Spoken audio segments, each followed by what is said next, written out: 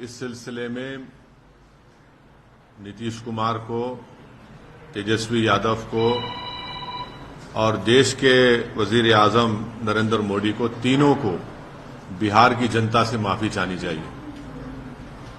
और तीनों पार्टीज ने मिलकर बिहार की जनता को जो बातें की हैं और जो वादे किए थे और अपनी पॉलिटिकल आइडियोलॉजी की बात की थी, उन सब तीनों ने मिलकर बिहार की जनता को एक बहुत बड़ा धोखा दिया है। और यकीनन इसमें सबसे बड़ा रोल है नीतीश कुमार का। नीतीश कुमार कल तक हमको गाली देते थे कि ओवैसी बी टीम है। अब नीतीश कुमार को शर्म नहीं आती उसी जगह पर जाकर बैठने के लिए जहां पर हम पर इल्जाम लगाते थे।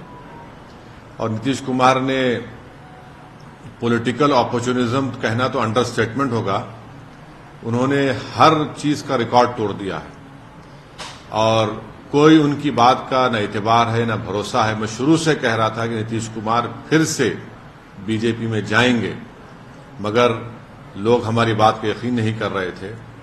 अब हम तेजस्वी यादव से पूछना चाह रहे हैं कि बताओ कैसा लग रहा है आपको? अभी आपने हमारे 4 एमएलएस को तोड़ा था, अब आपको कुछ दर्द हो रहा है सीने में?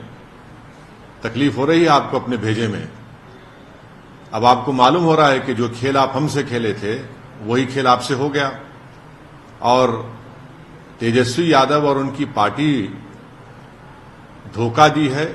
2 मर्तबा नीतीश कुमार को उन्होंने मुख्यमंत्री बनाया। बताइए अब क्या हासिल हुआ आपने? बीजेपी को आपने सत्ता दे दी।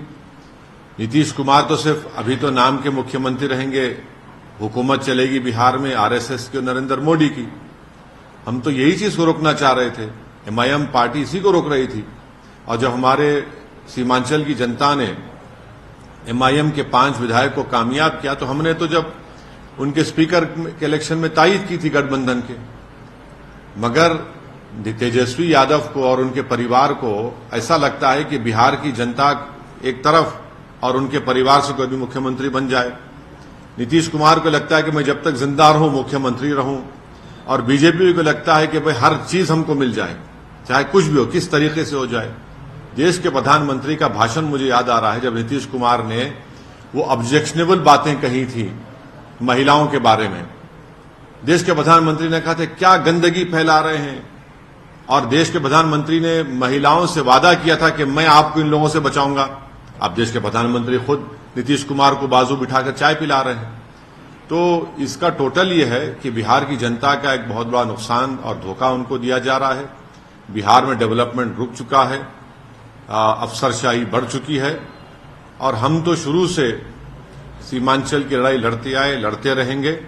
और इससे जनता को फिर से मालूम हो गया कि एमआईएम और ओवैसी जो बात कह रहा था कि सेकुलरिज्म, पॉलिटिकल सेकुलरिज्म सिर्फ इस्तेमाल किया जाता है भारत के मुसलमानों को धोखा देने के लिए, और अब की बार फिर से धोखा दिया गया है बिहार के मुसलमानों को सिर्फ सत्ता में आकर बैठने के लिए। मैं उम्मीद करता हूं कि न सिर्फ बिहार बल्कि पूरे देश के जो अल्पसंख्यक समाज, मुसलमान और जो हमारे सेकुलर जहन रखने वाले हिंदू, ओबीसी और दलित भाई हैं, वो देखेंगे इन चीजों को कि कैसे सेकुलरिज्म के नाम पर चुनाव में तो वोट लिया जाता है और उसके बाद फिर आपकी वोट को ले जाकर आरएसएस और मोदी के झोली में रख दिया जाता है। तो उम्मीद करते हैं कि वो इससे एक इसका नोट लेंगे और उन पार्टीज का साथ देंगे जो आपकी पॉलिटिकल लीडरशिप को डेवलप करना चाहती है।